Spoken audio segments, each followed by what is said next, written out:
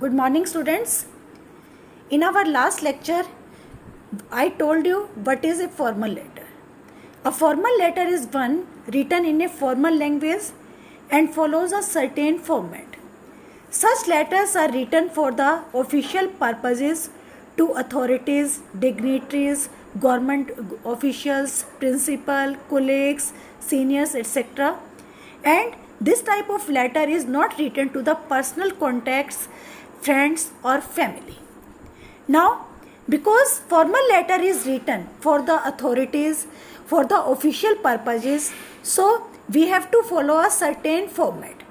Because most of the times, formal letters are kept for the record also. Now, let us discuss the format of the formal letter. First of all, we will write the heading. Heading means the sender's address. It consists of the sender's address but it doesn't contain the name of the sender. For example, 65A pocket for Mur Vihar, Delhi. We will not write the name, we will give only the address. After that, we will draw one line and then we will write the date. And in the date, we will write the date like July 7, 2020. But we will not write like 7/7/2020. You have to remember this point. Next, leaving one line, we will write the inside address or the receiver's address. In the inside address, we will give the name and address of the person to whom you are writing the letter. You should try to address the formal letter to a specific person, and we will give the designation as well as the address of the person. For example, the station master, Northern Railway Station, New Delhi. After that, salutation, dropping one line after the inside address, we write the salutation. Salutation is the polite way of addressing the person to whom you are writing the letter. The greeting must be respectful and not too personal. Most of the times we write dear sir, dear ma'am, respected sir, respected ma'am, etc. Then comes the subject. Subject is most important in the formal letters. In the subject, we will write the purpose of writing the letter in one line. The subject line should be brief, but it should also be able to convey the message of the letter, the purpose of writing the letter. This line helps the receiver focus on the subject of the letter in one glance. After that, we will write the body. The body contains the subject matter of the letter.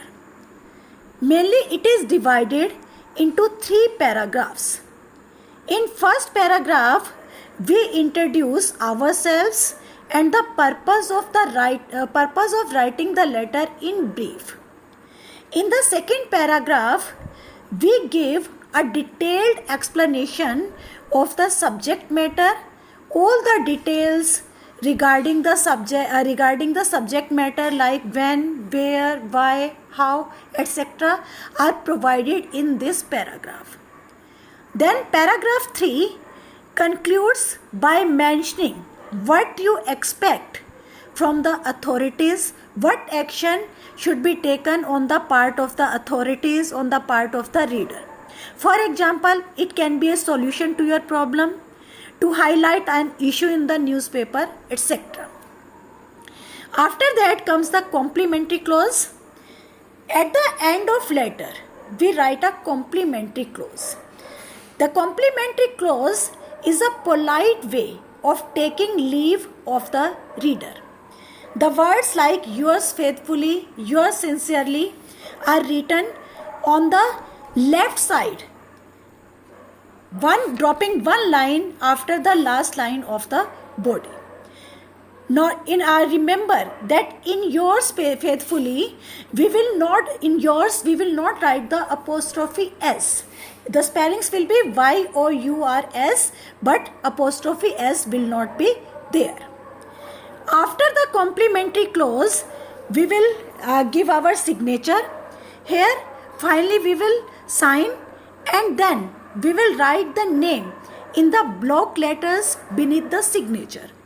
This is because that signatures are often illegible. They are not clear to read.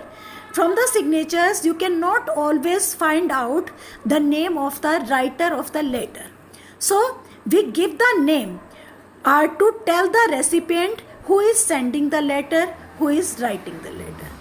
So, student, this is the format of the letter, this type of letter, and I hope you have understood well.